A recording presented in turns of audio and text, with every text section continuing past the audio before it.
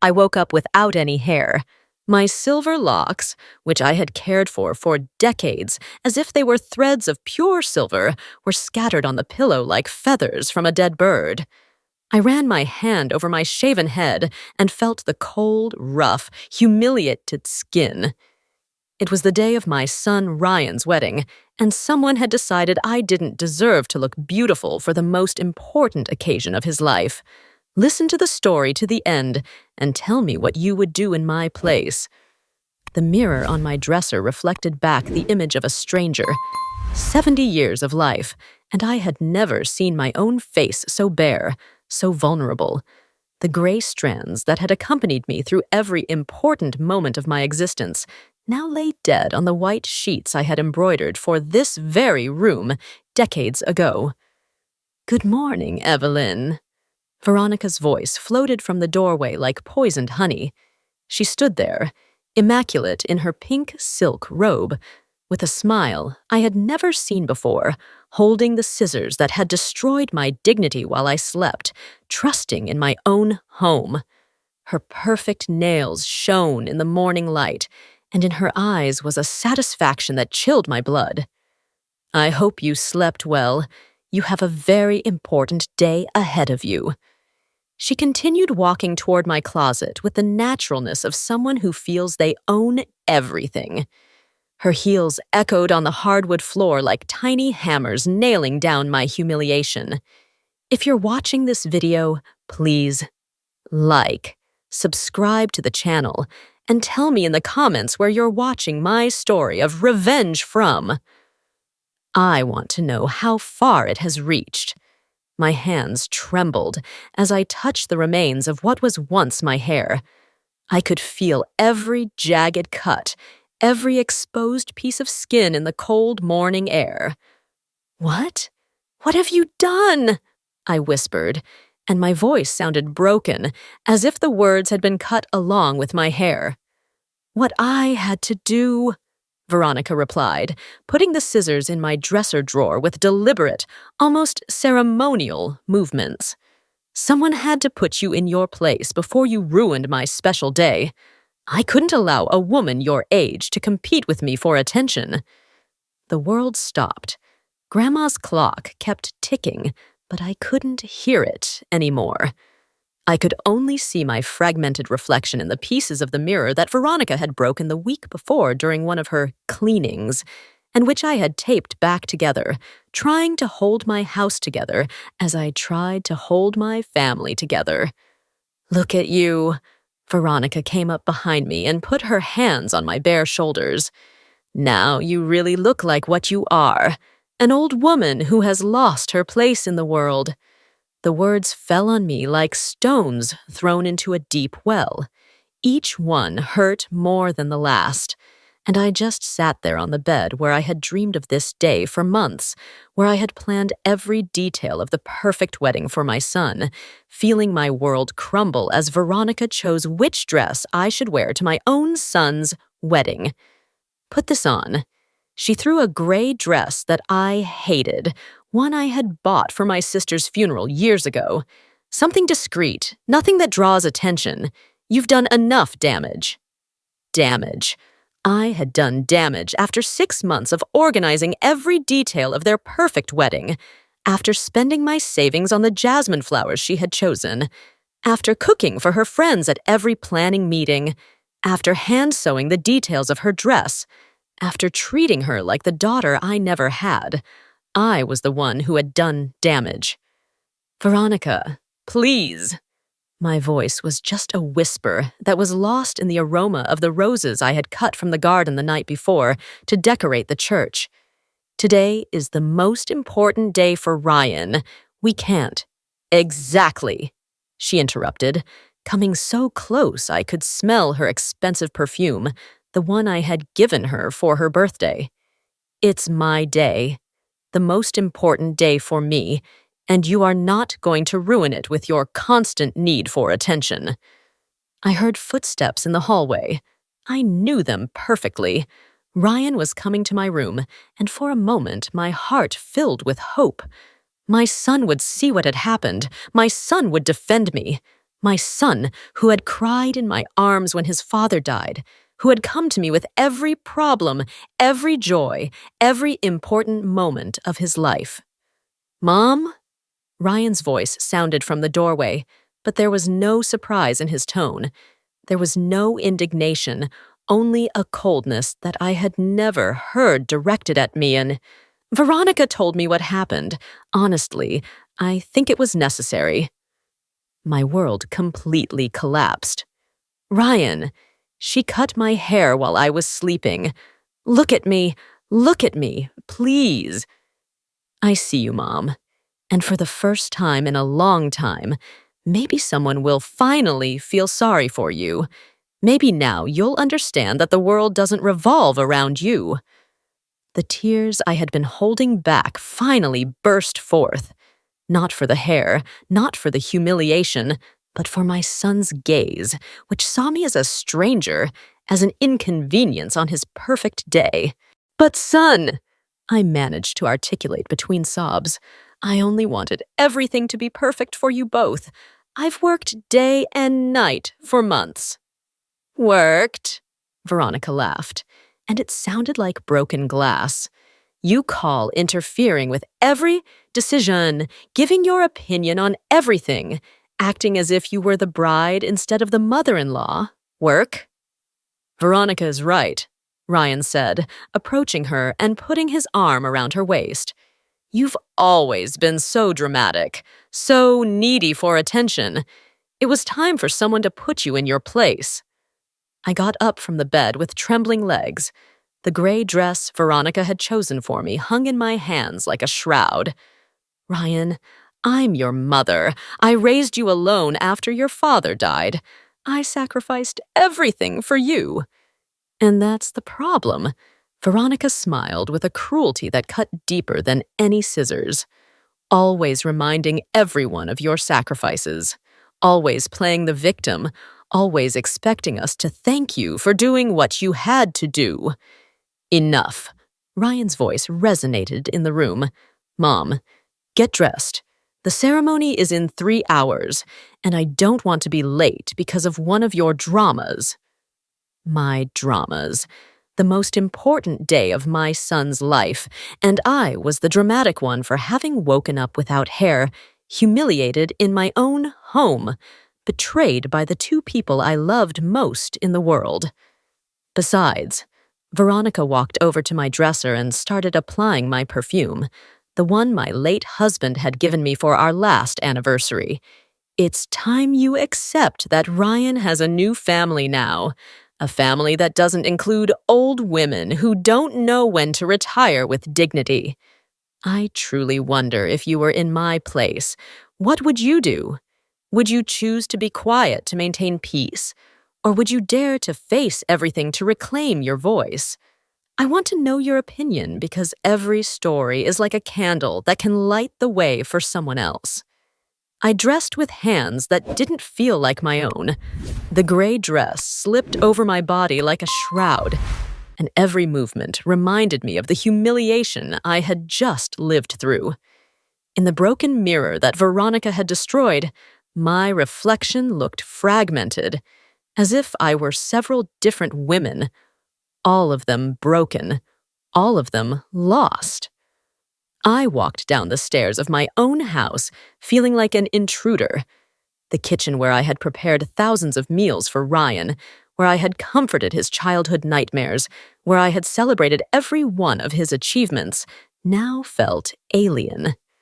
Veronica was sitting at the table, calmly eating the eggs I had prepared the night before for the morning of the wedding.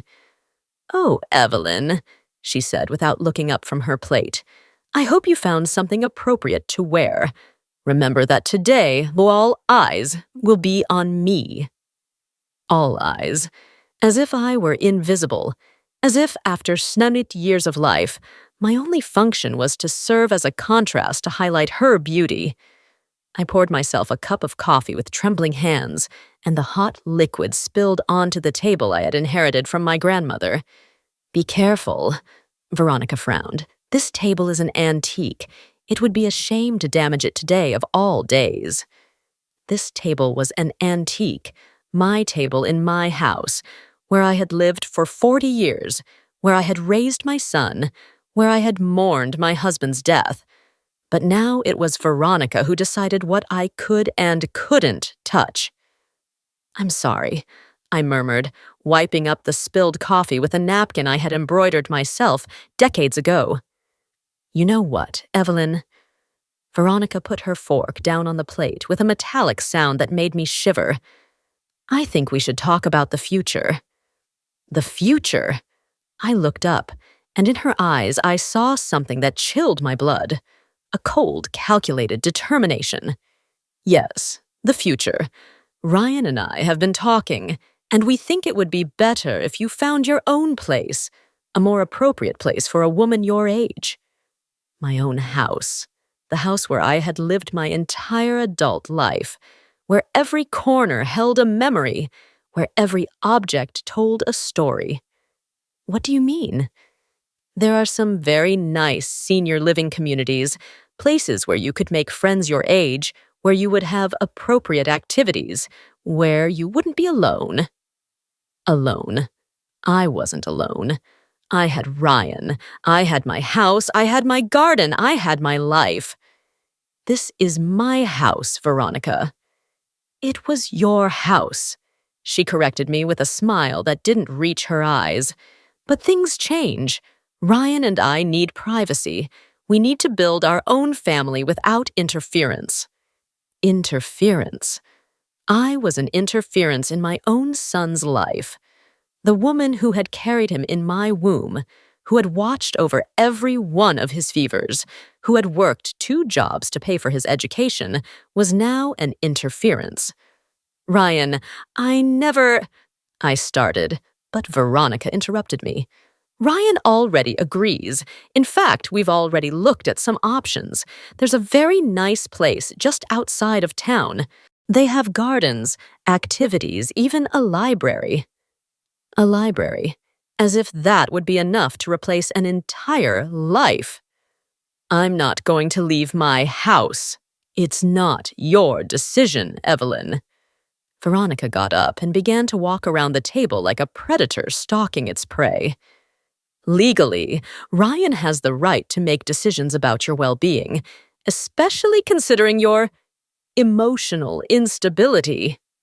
My emotional instability. "Please, Evelyn, everyone can see that you're not well. Your outbursts last night, your dramatic behavior, your constant need for attention. Ryan is worried about you." My outbursts. The night before, I had cried when Veronica had decided to change all the church's decorations without consulting me after I had spent weeks coordinating every detail. I had cried because I felt my opinion didn't matter, that my work wasn't valued, but now that was emotional instability. "Veronica, I just want what's best for you both. What's best for us is for you to find your place, and your place is no longer here." I heard the front door open. Ryan had returned from his bachelor party, and for a moment my heart filled with hope. My son would see the cruelty in Veronica's eyes. My son would defend me. "Good morning, sweetheart." Veronica ran to him with a radiant smile, instantly transforming into the sweet woman Ryan knew. "How was last night?" "Perfect." Ryan kissed her on the forehead, and I felt as if a dagger had been plunged into me. "How's Mom?" "Well," Veronica sighed with a worried air. "We've been talking about her future.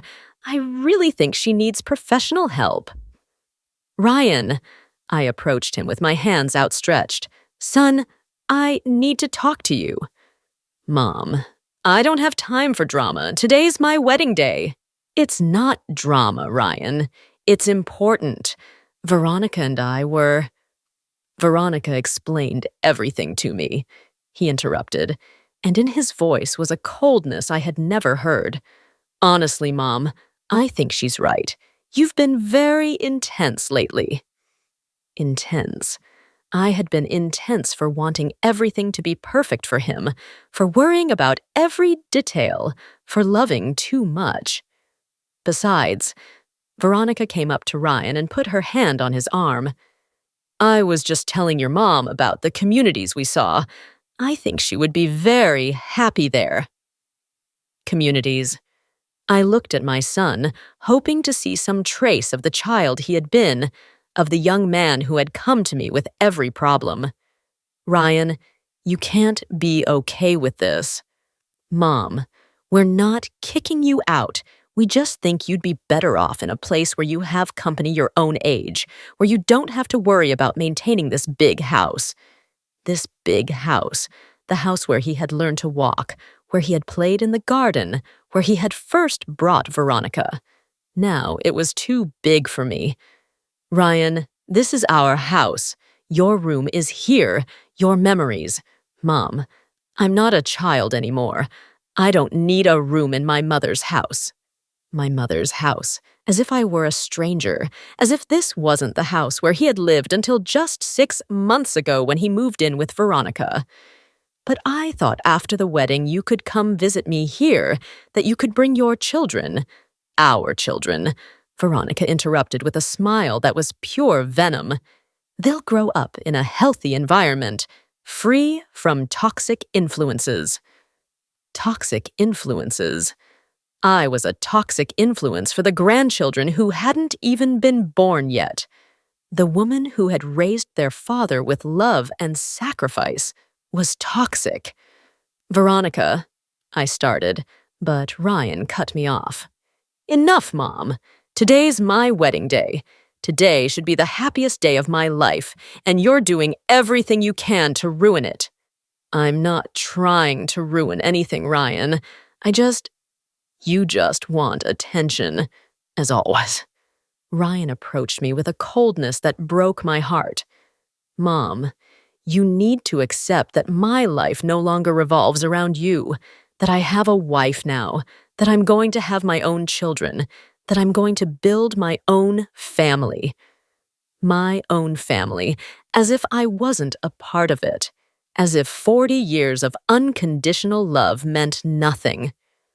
Besides, Veronica approached us with a worried look. I think your mom needs medical help. Her behavior last night, this morning. I think she might have a mental health issue. A mental health issue? For crying when I was humiliated? For defending my place in my own home? For loving my son too much? You know what, Mom? Ryan looked at me with an expression I would never forget. I think Veronica is right. I think you really need help, and I think we would all be better off if you took some time to reflect on your behavior. Ryan's words fell on me like a death sentence. Reflect on my behavior. My son, the person I had loved most in this world, was declaring me guilty of crimes I didn't understand. Guilty of loving, guilty of worrying, guilty of existing. Tell me whether you have parents, grandparents, or older family members who deserve more respect than they currently receive from their families. Alternatively, tell me if you yourself are going through a situation in which you're not appreciated as much as you truly deserve. Ryan, my voice sounded like a woman who was drowning. I'm your mother. I gave you life. I raised you alone when your father died. How can you talk to me like this? There it is again. Veronica sighed with a weary air, as if she were an actress playing the role of the patient daughter-in-law. Always reminding Ryan what you did for him, always playing the martyr. I'm not playing the martyr. I'm just reminding him that he owes you something, that he's in debt to you, that his happiness should depend on your approval. Veronica approached me with that smile I had learned to fear. But you know what, Evelyn? Children don't owe their parents anything for bringing them into the world. That was your decision, not his. Children don't owe their parents anything. 40 years of unconditional love, of sleepless nights, of silent sacrifices, of shared joy, reduced to a simple selfish decision on my part. Veronica, please. I extended my hands to her, looking for some trace of the woman I had thought I knew. Today is your wedding day. Why are you doing this? I'm doing this precisely because it's my wedding day. Because today I start a new life with Ryan, and that life cannot include a mother-in-law who doesn't know her place. My place. Your place is in the background. Your place is to be grateful that we allow you to be a part of our lives occasionally. Your place is to accept that you've fulfilled your role as a mother, and that now it's my turn to take care of Ryan. I had fulfilled my role as if being a mother were a temporary job, as if a mother's love had an expiration date. I looked at Ryan, hoping he would say something, that he would defend me, that he would remember who I was to him. Mom, Ryan avoided my gaze. I think you should go get changed. The ceremony is in 2 hours, and you need to get ready. Get ready. I looked at my reflection in the window pane and saw a bald woman dressed in gray with eyes swollen from crying, a woman I no longer recognized as myself. Ryan's son, look at me, please, look at me. When he finally looked up, in his eyes, I didn't see the child I had comforted after nightmares. I didn't see the teenager who had come to me with his first heartaches. I didn't see the young man who had cried in my arms when his father died. I saw a stranger. I saw a man who had chosen another woman over the one who had given him life. I see you, Mom, and what I see is a woman who can't accept that her son no longer needs her. He doesn't need me. The words stabbed my heart like daggers. After 40 years of being the center of his world, after being his refuge, his confidant, his unconditional support, he no longer needed me. Okay, I whispered, and my voice sounded like a woman who had just died inside. Okay. I headed for the stairs, and each step hurt as if I were walking on broken glass. I could hear their voices behind me, speaking in whispers, planning my exile as if it were a logistical problem to be solved. In my room, I sat in front of the broken dresser and tried to do something with what was left of my appearance. But how do you fix yourself up when not just your hair, but also your dignity has been torn away? How do you look pretty when the people you love most have made you feel like you're disgusting? I found a silk scarf that my husband had given me years ago and tried to cover my shaven head. In the mirror, I looked like a sick woman, a woman who had lost more than hair. I had lost my sustained. I had lost my place in the world. I heard laughter from downstairs. Veronica and Ryan were laughing, probably relieved to have solved the problem I represented to their happiness. Their laughter cut through me like a knife, because I remembered all the times I had laughed with Ryan, all the times we had shared moments of joy that now seemed to have meant nothing to him. I got up and walked to the window that overlooked the garden I had cultivated for decades, where I had planted the rose bush that bloomed every spring, where Ryan had played as a child. The flowers were in full bloom, beautiful and indifferent to human pain. I wondered if Veronica would cut them down when I was gone. I wondered if Ryan would care about seeing the plants I had cared for with so much love die. I opened the closet and looked for something better than the gray dress Veronica had chosen for me. I found a wine-colored dress that I had bought for a special occasion that never came. I put it on and looked at myself in the mirror. I still looked like a stranger, but at least I was a stranger with some dignity. I walked down the stairs a second time, and this time I felt different. Not better, but different, as if something inside me had changed during those minutes in my room. Looking out the window, seeing my garden, remembering who I had been before I became an inconvenience. That dress is too flashy for a woman your age. Veronica looked at me with disapproval.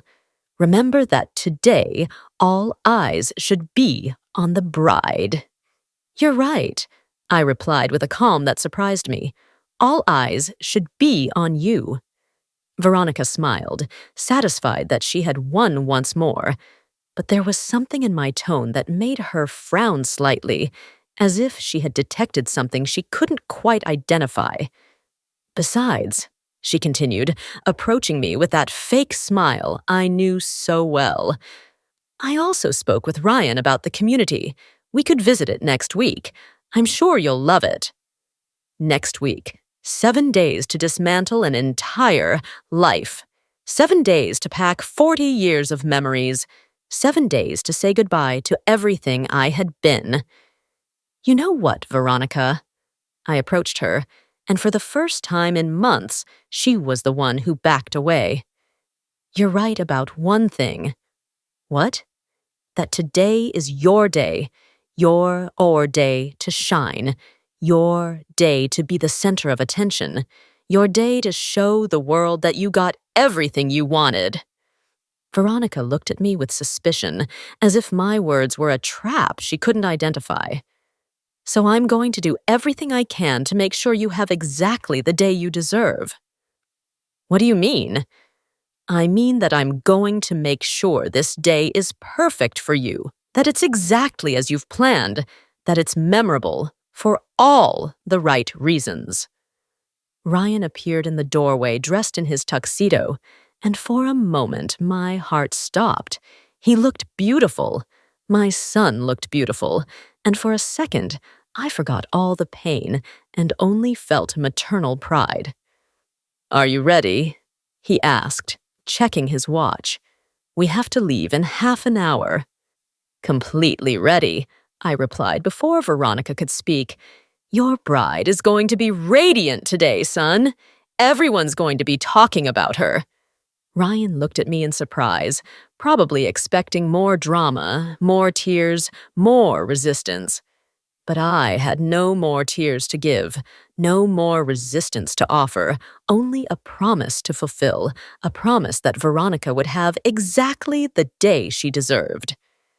The ride to the church was a deathly silence, broken only by the sound of the engine and Veronica's occasional comments about how perfect everything would be. I was in the back seat, invisible, like a shadow they had decided to bring out of obligation. Ryan drove with a smile that didn't reach his eyes, and Veronica checked her makeup in the passenger side mirror every 2 minutes. Evelyn, Veronica turned to me with that sugary voice I knew so well. I hope you'll be discreet during the ceremony. No dramatic crying, no scenes that could ruin the photographs. Of course, I replied, looking out the window at the trees passing by like a blurred film. I won't do anything that could overshadow your special moment. Perfect, Veronica smiled, satisfied. Did you know I already talked to the photographer about the family photos? I told him to be very selective with the shots you appear in. Selective. The photographer had received specific instructions about when it was appropriate for the groom's mother to appear in the photographs on the most important day of her son's life, as if I were a stain to be minimized. Also, Veronica added, applying more lip gloss, I asked the planner to seat you in the 5th row. I thought you'd be more comfortable there without the pressure of being in the front row. The 5th row. At my own son's wedding, I had been assigned the 5th row, behind distant cousins, behind co-workers, behind people who had only known Ryan for a few years. The 5th row? I asked, unable to contain the surprise in my voice. Yes, Mom. Ryan looked at me through the rear-view mirror. We thought you'd be calmer there, without so much pressure.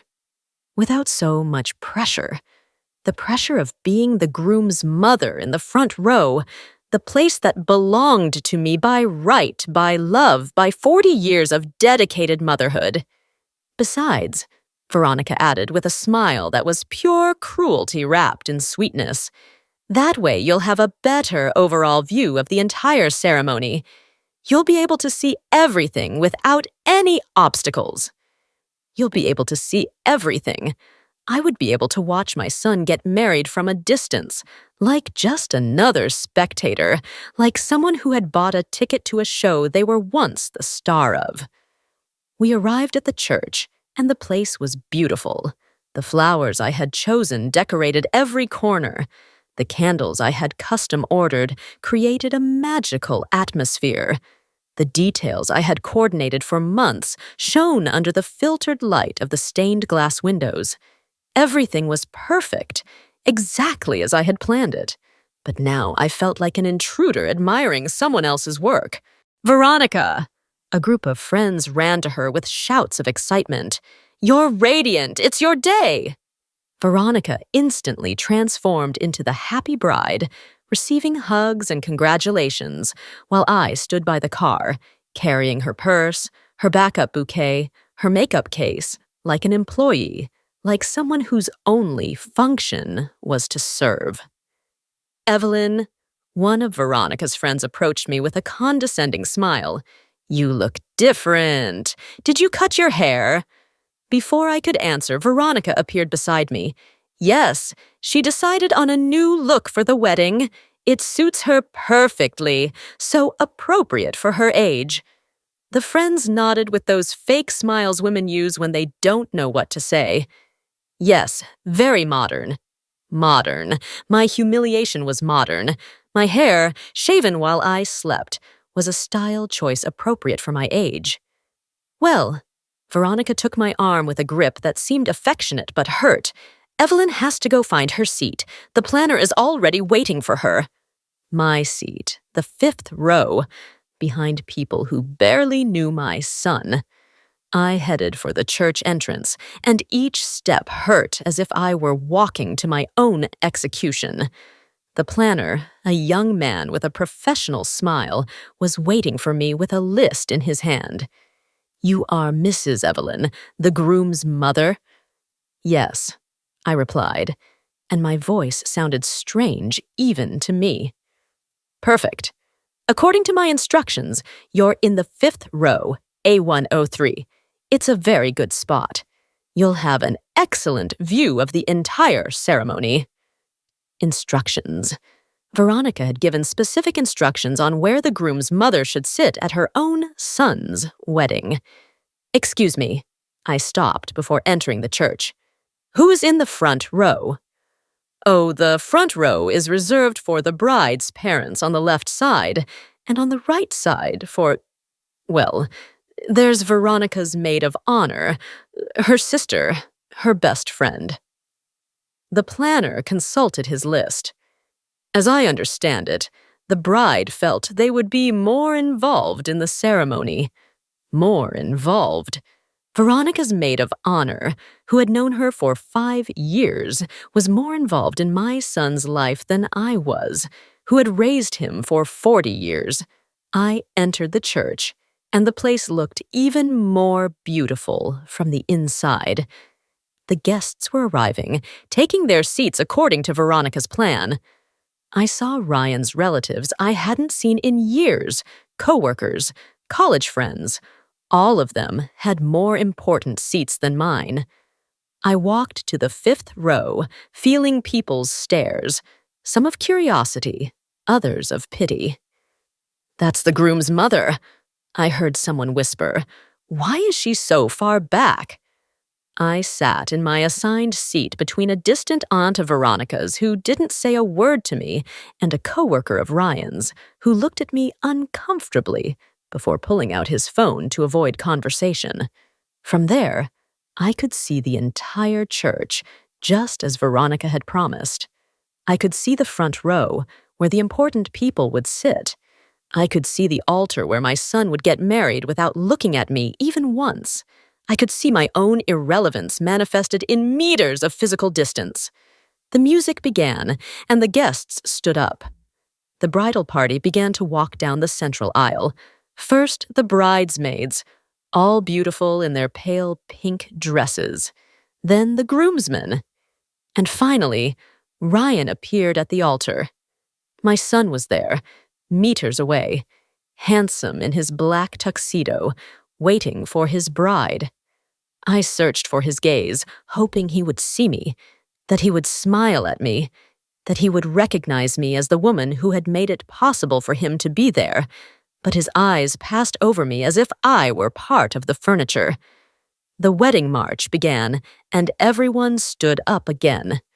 Veronica appeared at the church door, radiant in her ivory dress that I had helped choose, carrying the bouquet I had coordinated, walking on the petals I had had scattered. She was beautiful. I couldn't deny it. She was absolutely beautiful. And for a moment I understood why my son had fallen in love with her. But as I watched her walk to the altar, I could only think that she had destroyed my life to ensure that nothing would overshadow her beauty. Veronica passed my row without looking at me, with a triumphant smile that said more than 1,000 words. She had won. She had everything she wanted, Ryan, the perfect church, the wedding of her dreams, and me relegated to the place she considered appropriate. When she reached the altar, Ryan took her hand and smiled at her in a way that broke my heart, because that smile, that look of pure love, had once been for me. When he was a child, and I was his entire world, when he was a teenager, and I was his confidant, when he was a young man, and I was his unconditional support. The priest began the ceremony, and his words about love, family, and union sounded like mockery directed at me. He spoke of creating a new family, of honoring parents, of mutual respect and love, while I sat in the 5th row as a reminder of what had been left behind. If anyone has any reason why these two should not be joined in marriage, the priest said, let them speak now or forever hold their peace. Silence filled the church. I had reasons. I had many reasons, but my voice had been lost somewhere between the humiliation of the morning and the invisibility of the afternoon. Veronica turned slightly, and our eyes met for the first time during the entire ceremony. In her eyes, I saw a question, "Do you dare?" And in mine, she saw the answer. I now pronounce you husband and wife. You may kiss the bride. The priest's words echoed in the church like funeral bells. Ryan kissed Veronica while all the guests applauded, and I remained motionless in my seat in the 5th row, feeling as if I had witnessed my own death. I was no longer the most important woman in my son's life.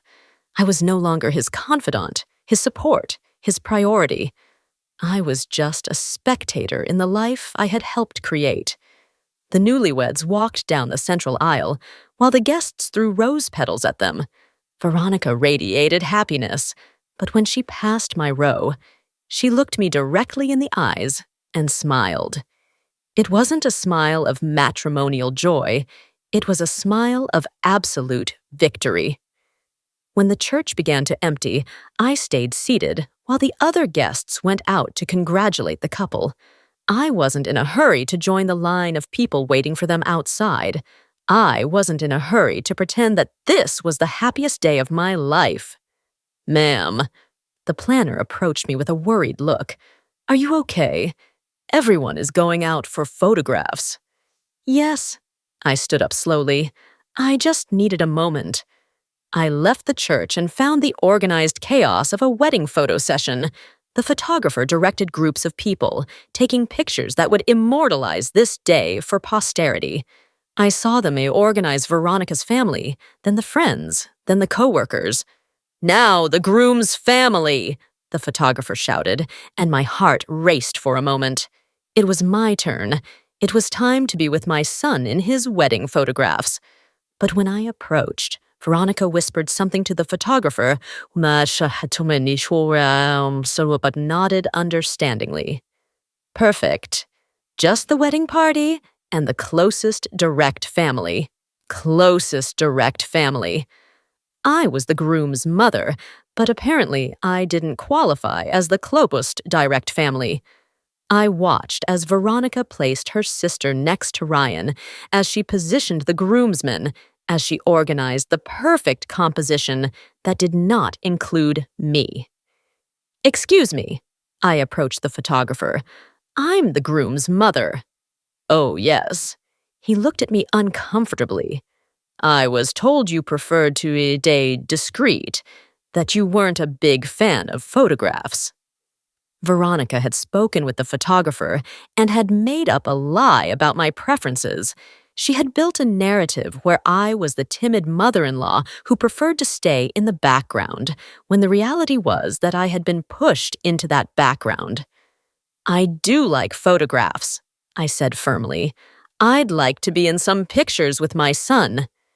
The photographer looked towards Veronica, clearly uncomfortable with the situation. Veronica approached with that sweet smile she had perfected for public occasions. Of course, Evelyn. We can take some photos with you later. First, we want to capture the most important ones. The most important ones. The photos that included me were not important. The photos with the groom's mother were an optional extra, something that would be done later when they had finished with what was truly significant. I walked away from the group and sat on a bench under a tree, watching from a distance as they captured the perfect happiness of a wedding where I had been systematically erased. The guests approached to congratulate the couple, and I watched as Veronica received every hug, every congratulation, as if she were the only one responsible for the joy of the moment. Evelyn. A familiar voice pulled me from my thoughts. It was Rose, my lifelong neighbor, the only person who had been a constant in my existence for the last few decades. Rose. I got up to hug her, and for the first time all day, I felt something akin to human warmth. Honey, what are you doing here alone? Why aren't you with Ryan in the photos? I'm waiting my turn, I lied, because the truth was too humiliating to say out loud. Rose looked at me with those wise eyes that had seen too much in her 75 years of life. Evelyn, is everything okay? You look different. I cut my hair for the wedding, I said, instinctively touching the scarf that covered my shaven head. Did you cut it, or was it cut for you? Rose asked with a perception that chilled my blood. I couldn't answer. The words got stuck in my throat as if they were stones. Rose sat next to me on the bench and took my hand in hers. Evelyn, I've been wanting to talk to you for days. I've been seeing things, hearing things. What kind of things? Veronica came to my house last week, she said. She said she was worried about you, that you'd been acting strangely, that Ryan was considering options for your care. My blood turned to ice. What options? Senior living communities. She asked me if I knew of any good ones, if I thought you'd be better off in a place where you had supervision. Veronica had been preparing my exile for weeks. She had been building a narrative about my mental instability, my need for care, my inadequacy to live independently, and she had done it with the precision of someone who had planned every move. Also, Rose lowered her voice. I've seen strange things at your house, lights on at odd hours, movements when you're supposed to be sleeping. What do you mean, Evelyn? I think that woman has been entering your house when you're not there or when you're sleeping. The reality hit me like a tsunami. Veronica hadn't just cut my hair last night.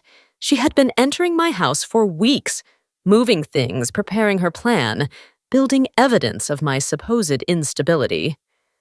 Last Tuesday night, Rose continued, I saw lights on in your kitchen at 3 a.m. The next day you told me you had slept all night. I didn't wake up that night. Exactly. And yesterday I saw Veronica leaving your house very early before you woke up. Veronica had been spiking my food, my coffee at night, the cookies she baked for breakfast, with something that made me sleep so soundly that I wouldn't wake up when she came into my house to execute her plan. Rose, my voice trembled. Last night she cut my hair while I was sleeping. I knew it. Rose squeezed my hand. I knew it. That woman is dangerous, Evelyn. She's a manipulator, and Ryan is completely under her control. But he's my son. He knows me. He knows who I am. Is the Ryan you know the same one who put you in the fifth row at his own wedding? He wasn't the same. The Ryan I knew would never have humiliated me like this. The Ryan I raised would never have spoken to me with that coldness. Veronica had changed my son. She had turned him into someone I didn't recognize. Evelyn. Rose leaned closer to me. I have to tell you one more thing. Yesterday, I overheard Veronica talking on the phone in her car. She was parked in front of my house. What was she saying? She was talking to someone about your husband's will, about the house, about the properties. She said something about speeding up the process. My husband had died 10 years ago and had left everything to Ryan in a trust that allowed me to live in the house until my death. But if Ryan decided I was incapable of taking care of myself, if there was evidence of mental instability, he could take full control immediately. Veronica didn't marry your son for love. Rose looked me directly in the eyes. She married him for money, for the inheritance, for everything you and your husband built over decades. Everything fit into place. The months of manipulation, the systematic construction of evidence about my instability, the isolation of Ryan, the public humiliation of today. Veronica had orchestrated everything to not only get my son, but everything that had been mine. What am I going to do? I whispered, feeling the weight of the betrayal crushing me. You're going to fight! Rose squeezed my hand hard. You're going to show that viper that she underestimated the wrong woman. At that moment, Veronica approached us with that fake smile I knew so well. Evelyn, we were looking for you. It's time for family photos. I got up from the bench, but this time I didn't feel like the humiliated woman from the morning. This time I knew exactly who my enemy was and what her plan was. Of course, Veronica. I wouldn't miss family photos for anything in the world. The family photos were a carefully orchestrated torture.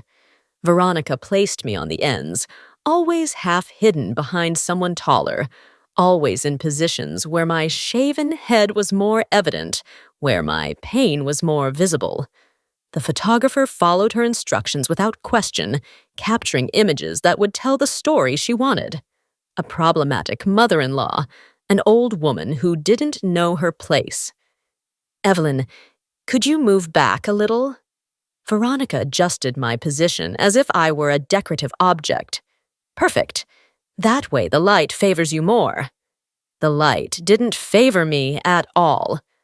I was positioned in a way that shadows accentuated every wrinkle, every sign of weariness, every bit of evidence of the years that Veronica would later use to argue my inability to care for myself. When the photos were finished, the guests headed to the reception hall. I walked slowly, watching as Veronica greeted each person, as she collected congratulations and compliments, and she shone under everyone's admiration. She was a perfect actress, playing the role of the happy bride, and no one suspected the poison that ran through her veins. The hall was decorated exactly as I had planned it. The flowers I had chosen, the lights I had coordinated, the details I had perfected for months.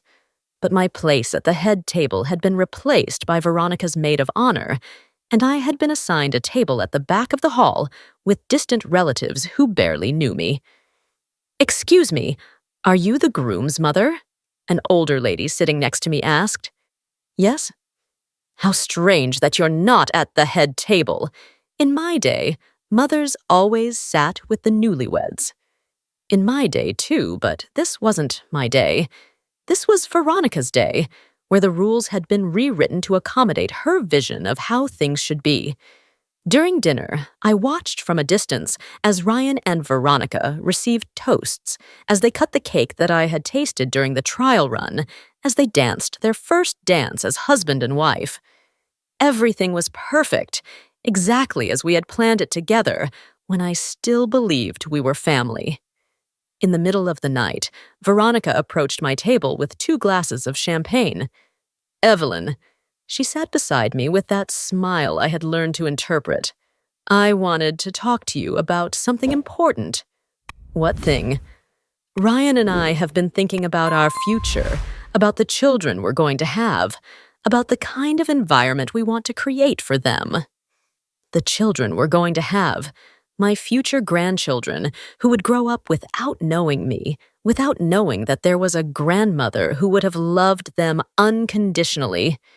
And we think it would be better for everyone if you had your own space, a place where you can be independent, where you don't have to worry about maintaining that big house.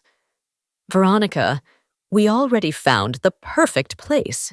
A very nice senior community with gardens, with people your age. They even have knitting classes and a book club. Knitting classes. As if my life could be reduced to scheduled activities to keep older women busy who had been discarded by their families. Besides, Veronica drank from her champagne. I spoke with the administrator, and she said they have a waiting list, but if we paid in advance, they could make an exception. Paying in advance, with my money, with the savings my husband and I had accumulated over decades of hard work.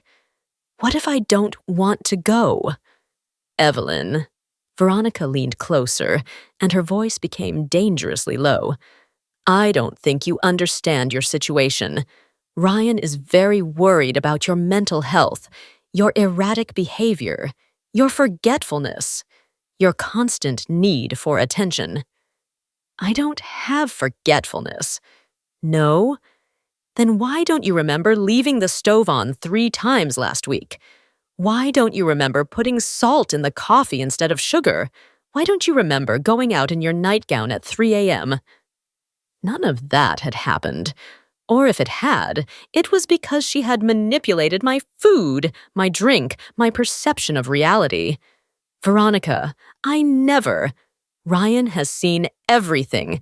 He himself told me about these incidents. He's very worried about you.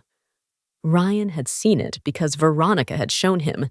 She had created situations. She had invented evidence. She had built a narrative of mental deterioration and that would justify my exile. Besides, Veronica smiled with a poisonous sweetness. I've already spoken with a geriatric doctor. Dr. Adams is very well known for issues of senile dementia. Dr. Adams. I knew that name. He was the doctor who had treated the lady from her old neighborhood when her family wanted to take her properties. A doctor who had a reputation for conveniently diagnosing mental problems in older adults when families needed legal reasons to take control of their assets. I don't have dementia, Veronica. Of course not.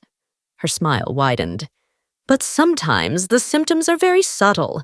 Dr. Adams said he could evaluate you next week, just as a precaution. An evaluation that was already arranged, a diagnosis that was already decided, a future that had already been planned without my participation. You know what's the saddest part of all this? Veronica stood up from the table. That you could have had a beautiful place in our lives if you had known how to behave. But you chose to be dramatic. You chose to compete with me. You chose not to accept that your time had passed. My time had passed. 70 years of life. And my time had passed because a woman 30 years younger than me had decided that it had. Think carefully, Evelyn. You can go to the community the easy way, as a mature and responsible decision, or you can go the hard way after Dr. Adams determines that you are not capable of making decisions for yourself. Veronica walked away, leaving me alone at my back table with the weight of her threats. I looked around the hall at all the people celebrating my son's happiness and realized I was completely alone in the middle of a crowd. But as Veronica walked away, I saw something she hadn't noticed. Rose was sitting at a nearby table and had heard the entire conversation. Our eyes met, and in her eyes, I saw the same thing I felt. Outrage, determination, and something like a battle plan. I got up from my table and walked toward the restroom, needing a moment to process what I had just heard.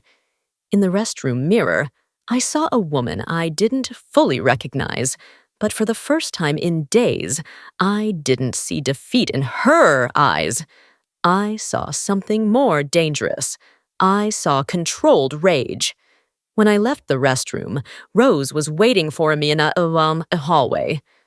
"I heard everything," she whispered. "That viper crossed a line. What can I do? She has everything planned. She has Ryan. She has the doctor. She has the evidence she needs. She may have all that." Rose took my arm. "But there's something she doesn't have." "What?" "She doesn't know who you really are. She doesn't know what you're made of, and she definitely doesn't know that I have every word of what she just told you recorded on my phone." Rose took her cell phone out of her purse, and on the screen I could see that she had been recording. The entire conversation with Veronica, all her threats, all her involuntary confessions about the plan to have me declared incompetent, were right there in clear, precise audio. "You recorded everything?" "Everything! And I also have photos of Veronica leaving your house at 5 a.m., and I have the number of my brother-in-law's brother who happens to be a lawyer specializing in elder abuse cases." For the first time in days, I smiled. A small smile, but a real one. "Veronica made a mistake." Rose put her phone away. "She got too confident. She thought you were a defenseless old lady with no resources or support." "And what am I, really?" "You're a 70-year-old woman who built a life, who raised a son, who survived the death of her husband, and who is not going to let a 30-year-old manipulator destroy everything you've worked for." I returned to the hall with a completely different feeling. Veronica was still shining on the dance floor, receiving congratulations, collecting admiration. But now I knew something she didn't know, that she had completely underestimated her opponent. The party continued late into the night, and I stayed until the end, observing, listening, documenting. I was no longer the humiliated mother-in-law relegated to a corner. I was a woman gathering information, preparing for the war that Veronica had declared without knowing I was willing to fight it.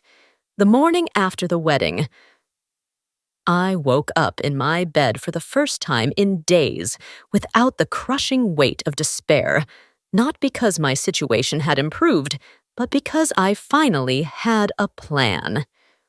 Rose had come over early, and together we had listened to the recording again and again, taking notes, identifying every threat, every involuntary confession Veronica had made. "The first thing we have to do," Rose was making coffee in my kitchen as if it were her own house, "is secure your important documents.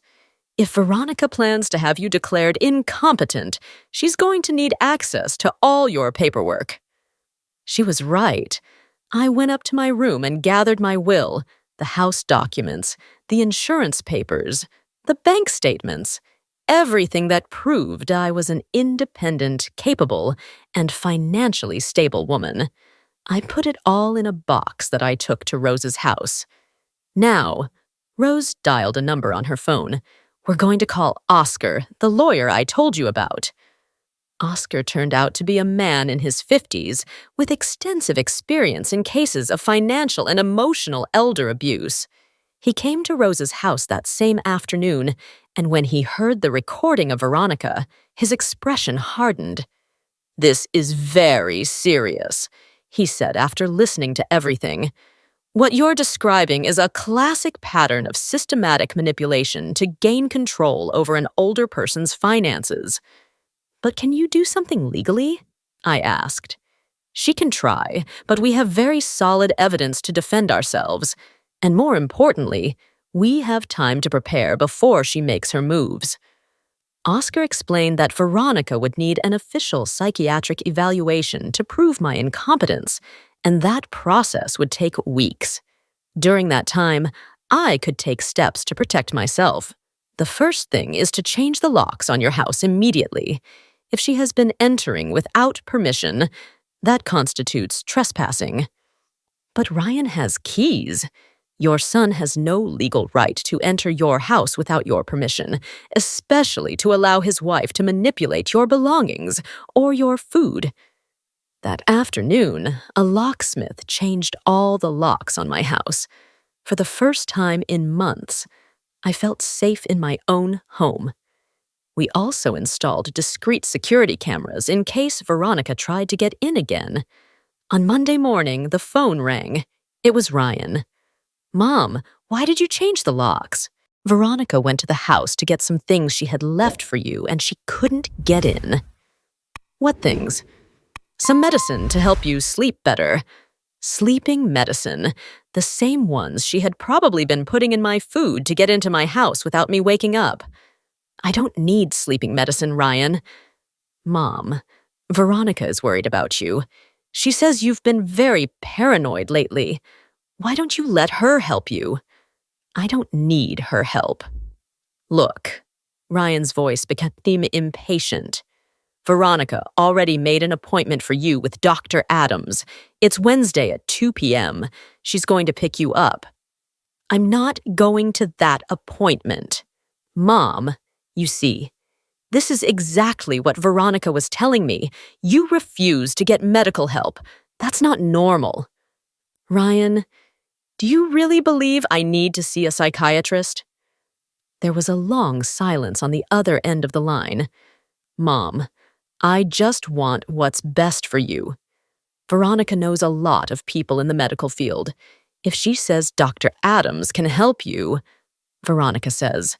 Veronica knows. Veronica can help. My son had replaced his own judgment with his wife's and was no longer able to see reality for himself. "I'm not going to that appointment," I repeated firmly. "Then we'll come get you. You can't keep living in denial about your mental state." I hung up the phone and immediately called Oscar. "Things are escalating faster than I thought," I told him. "They want to take me by force to the psychiatrist." "Dr. Adams?" "Yes, you know him." "Unfortunately, I do. He's been involved in several questionable cases where families have conveniently obtained diagnoses of mental incompetence for older adults." Oscar explained that I could refuse to go to the appointment, but if Ryan had evidence that I was a danger to myself, he could request an involuntary psychiatric evaluation. "What kind of evidence?" "Records of erratic behavior and testimonies from neighbors, evidence that you can't care for yourself properly." Everything Veronica had been building for months, the supposed forgetfulness, the fabricated incidents, the narrative of mental deterioration that she had been feeding. "But we have something better." Oscar smiled for the first time since I had met him. "We have the recording where she admits that everything is a plan to take your house." Wednesday came, and at 2 o'clock, I saw Veronica's car parked in front of my house. She and Ryan got out and walked to my door. They rang the doorbell once, then again. Then they started knocking. "Mom, open the door!" Ryan shouted. "We have to go to the doctor." I was sitting in my living room watching everything through the cameras we had installed. I didn't open the door. "Evelyn," Veronica's voice said, "we know you're in there. Open the door or we're going to have to call the police." The police. Direct threats now. I recorded everything on my phone, documenting every threat, every attempt at intimidation. After 20 minutes, they left. But that night, Veronica tried to get in through the back door. The cameras caught her trying the lock, looking for open windows, trying to find a way in. Everything was recorded in high definition. The next day, Oscar filed a restraining order against Veronica for harassment and trespassing. We also filed a formal complaint for elder manipulation and fraud. "Now comes the hard part," Oscar told me after leaving the courthouse. "They're going to retaliate. They're going to intensify their efforts to prove that you are mentally incompetent." He was right. The following days were a psychological war. Ryan called me constantly, alternating between pleas and threats. Veronica appeared in places where I went shopping, always with that sweet smile, always asking about my health with a fake concern that any observer would interpret as genuine. "Evelyn, dear," she found me at the supermarket. "Ryan is so worried about you. He says you haven't been eating well." "I'm eating perfectly." "But are you taking your medicine, the one the doctor prescribed for your memory?"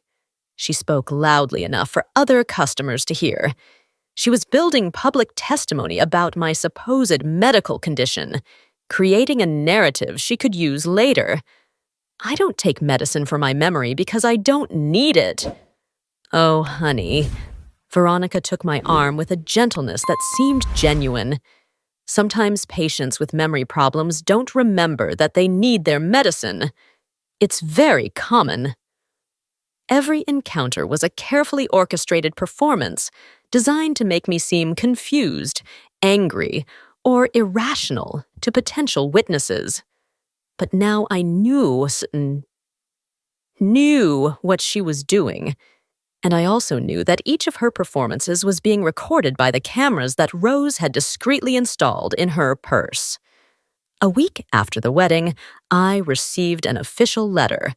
Ryan had requested a hearing to determine my mental capacity and my ability to live independently. The hearing would be in 2 weeks. "Perfect," Oscar said when I showed him the letter. "2 weeks is enough time to prepare our defense, and I think I have a surprise that Veronica won't be expecting." "What kind of surprise?"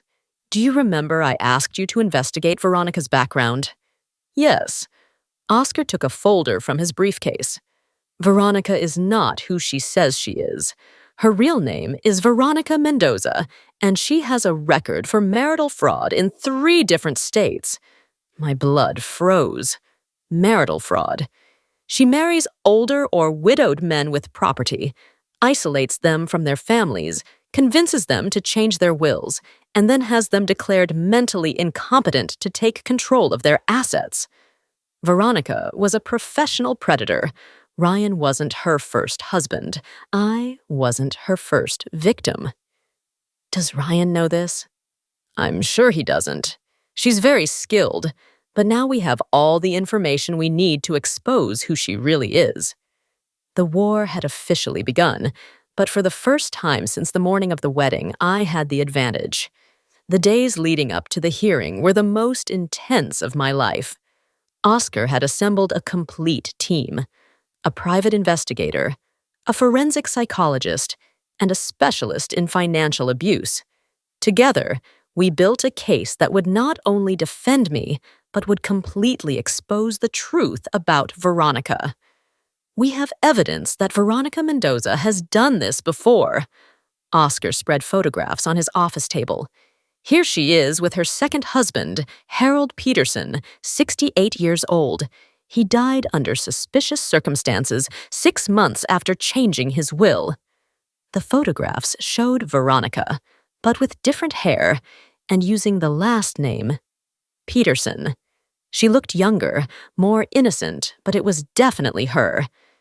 And her third husband, Robert Henderson, 72 years old. He is currently in a psychiatric community after Veronica managed to have him declared mentally incompetent. She completely controls his finances.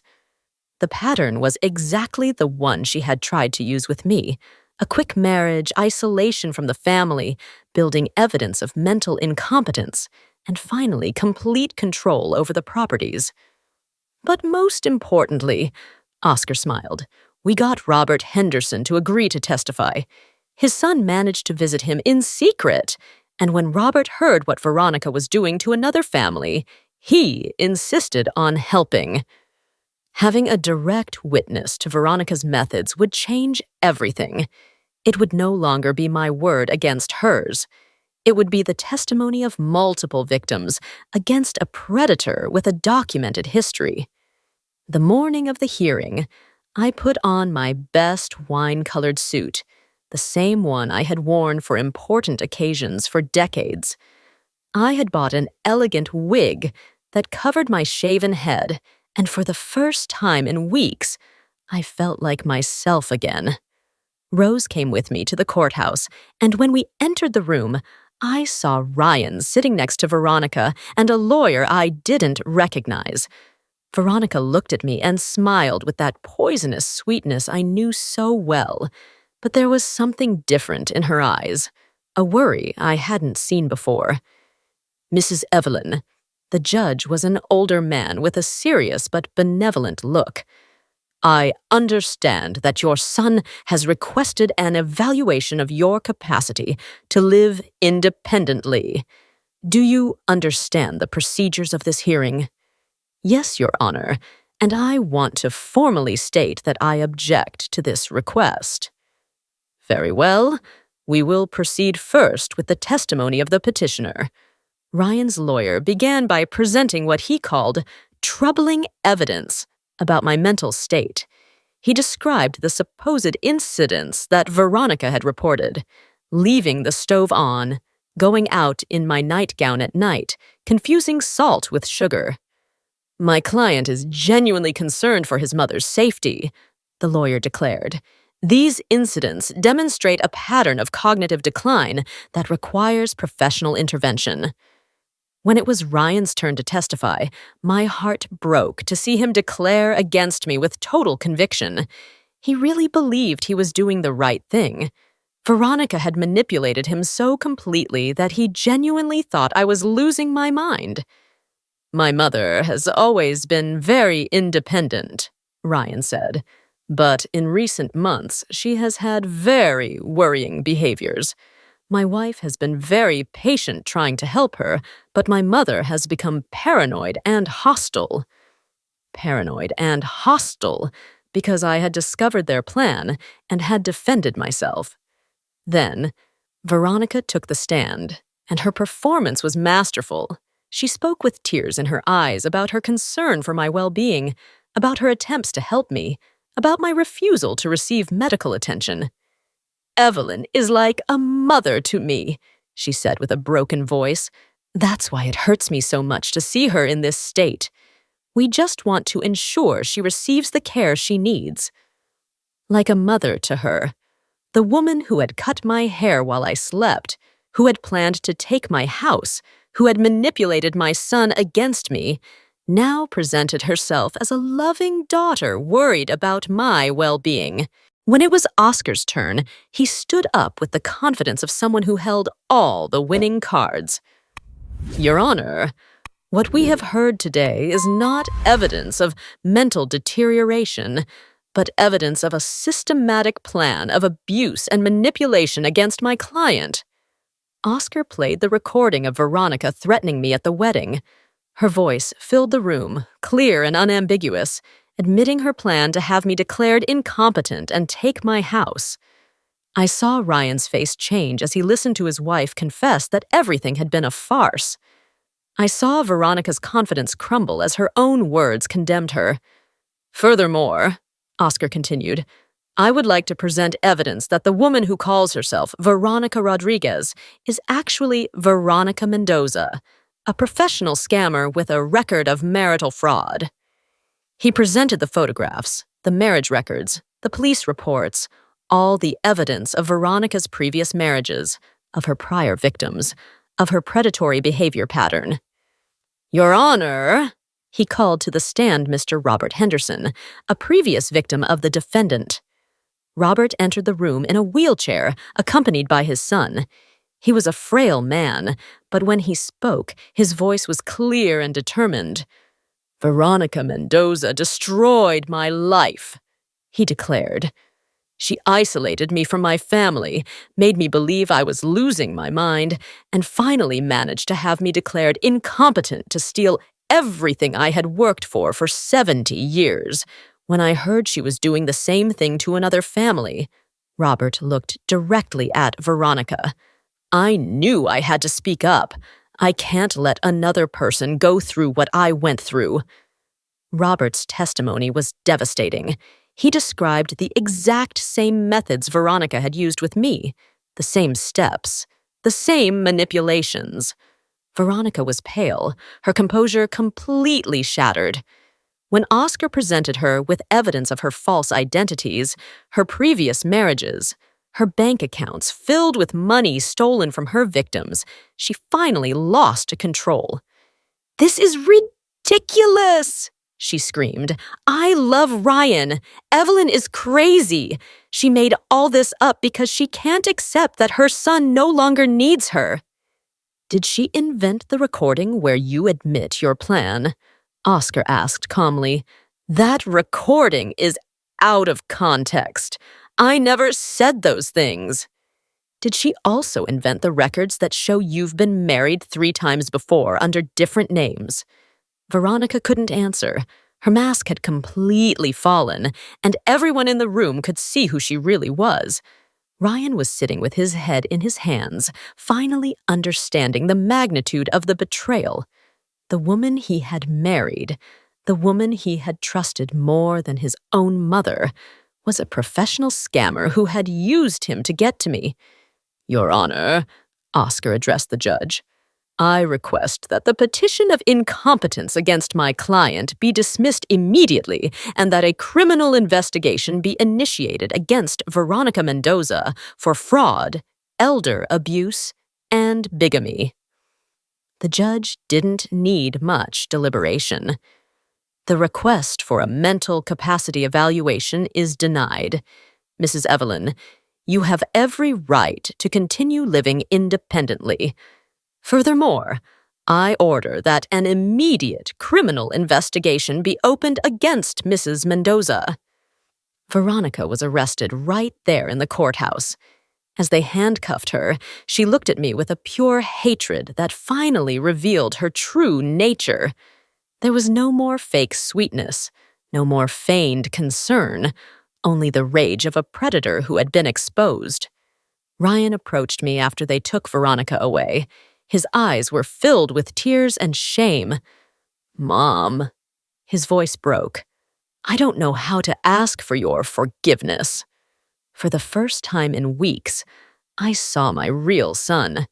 Not the manipulated man Veronica had created, but the child I had raised, the young man I had comforted, the man I had loved unconditionally for 40 years.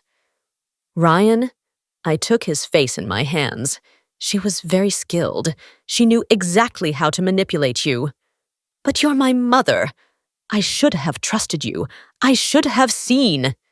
"What matters is that you see the truth now." Ryan hugged me in a way he hadn't in months, and for the first time since the morning of the wedding, I felt like I had gotten my son back. But as I hugged him, I knew that things between us would never be exactly the same. Lines had been crossed, trust had been broken, words could not be unsaid. Our path to reconciliation would be long, but at least now we had the chance to walk it. 6 months after the hearing, my life had changed in ways I never would have imagined. Veronica had been sentenced to 8 years in prison for fraud, bigamy, and elder abuse. Her network of victims turned out to be more extensive than we had initially discovered. Robert Henderson regained control of his finances, and 3 other older men came forward to report similar experiences. Ryan had filed for divorce immediately after the trial. The annulment was quick, considering the marriage had been entered into under a false identity. My son moved back to his old apartment, but our visits were tentative, careful, like 2 people learning to know each other again after a shared trauma. "Mom," he said to me one afternoon while we were having coffee in my kitchen, "I know you can probably never completely forgive me for what happened." "Ryan, you were a victim too. Veronica manipulated you just like she manipulated me. But I chose to believe her instead of you. There's no justification for that." He was right, but I also understood that Veronica had been an expert manipulator. She had studied Ryan. She had identified his insecurities, his detours, his weak points, and she had built a personality perfectly designed to control him. "What matters is what we do now," I told him, pouring more coffee into his favorite cup, the one he had used since he was a child. "We have time to rebuild our relationship." But I had changed. I was no longer the mother who sacrificed herself silently, who put others' needs before her own, who measured her worth by how much she could give without receiving anything in return. The experience with Veronica had taught me that I also had the right to defend myself, to set boundaries, to protect my own dignity. "There's something I want to do," I told Ryan during one of our conversations. "I want to use my experience to help other women who are going through similar situations." "What do you have in mind?" "Rose and I have been talking with Oscar about creating a support program for older adults who are being manipulated by their families, especially women who have lost their husbands and have become vulnerable to this type of abuse." The idea had come up when we started receiving calls from other women who had heard about my case. Women whose adult children were pressuring them to sell their houses, whose new sons or daughters-in-law made them feel like inconveniences in their own families, whose relatives were gradually isolating them to take control of their lives. "That's an excellent idea, Mom. What can I do to help?"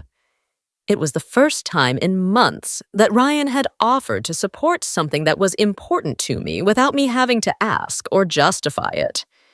"For now, I just need you to understand that this is going to be my priority for the next few years. I won't be completely available to cook for you every Sunday or to organize your social events."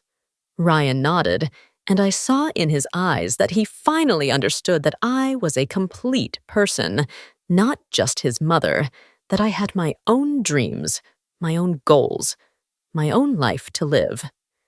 The program we created was called Voices of Wisdom and operated out of the local library. Rose became the coordinator, I became the main counselor, and Oscar donated free legal time for urgent cases. In our first year, we helped 27 women escape situations of family abuse. The key, I told the women who came to our weekly meetings, is to understand that being 70 doesn't mean your life is over. It means you have 70 years of experience, wisdom, and strength that no one can take from you. One of our first participants was Helen, a 65-year-old woman whose son wanted to sell the family home to finance his failed business.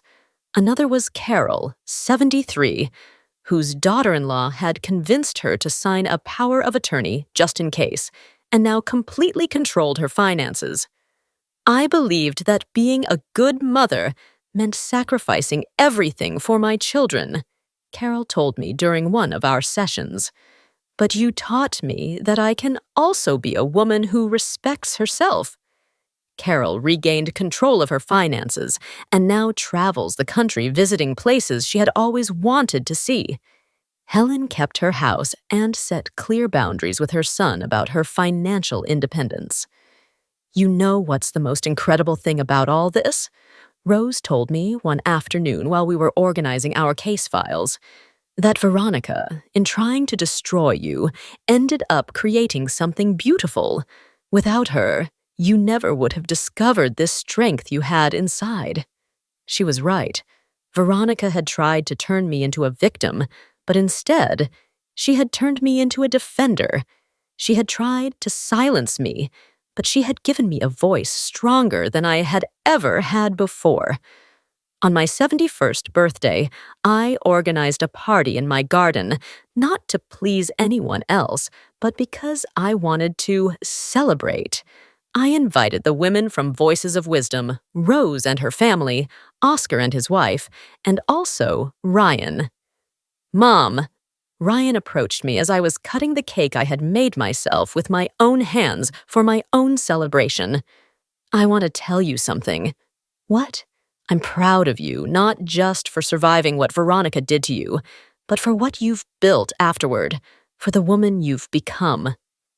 The woman I had become. Not the self-sacrificing mother I had been for decades, but a complete woman who had rediscovered her own worth. Thank you, son. But I was always this woman. I just needed to remember who I was. That night, after everyone had left, I sat in my garden under the stars. The flowers I had planted after the trial were blooming magnificently. The rosebush that Veronica had wanted to tear out when she moved into her house was more beautiful than ever. I thought about the morning of the wedding when I woke up without hair, humiliated and broken. That woman now seemed like a stranger to me, someone who had forgotten her own strength, who had allowed others to define her worth. The woman I was now would never allow someone to cut her while she slept. She would never accept being relegated to the fifth row of her own life. She would never confuse love with submission or kindness with weakness. My phone rang. It was a woman named Patricia, 68, who had heard about our program. Her daughter and son-in-law were pressuring her to sell her house and move to a community. "I don't know what to do," she said in a trembling voice. "They're my family. I'm supposed to trust them." "Patricia," I told her, with the voice of someone who had learned the difference between real love and manipulation. "True family doesn't make you feel like you're a burden. True family celebrates your independence. It doesn't try to destroy it." After hanging up, I stayed a little longer in the garden. Tomorrow would be another day with new challenges, new women who would need to remember their own strength. But for this night, I simply enjoyed the silence, the scent of my flowers, the satisfaction of knowing that I had turned my pain into purpose. Veronica had tried to cut my wings, but what she managed to do was teach me to fly higher than I had ever imagined possible. At 71, I had finally learned that my life belonged completely to me and that I would never again allow anyone to take it away. The wind gently moved the branches of the rosebush, and in that sound, I heard the voices of all the women who had found their strength after believing they had lost it forever.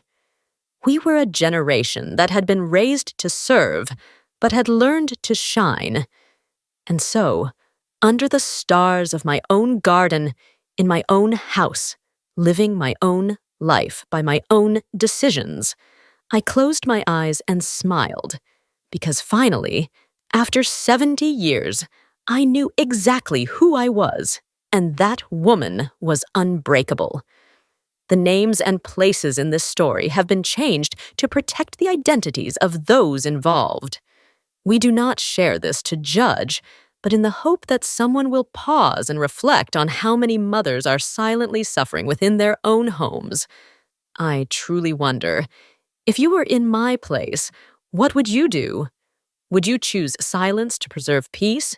Or would you dare to confront everything in order to reclaim your voice? I long to hear your thoughts, because every story is like a candle that can light the path for someone else. I firmly believe that God always blesses, and that courage leads us toward brighter days. As we close, I leave you with two of the channel's most beloved stories. I am certain they will surprise and inspire you. Thank you for staying with me until this moment.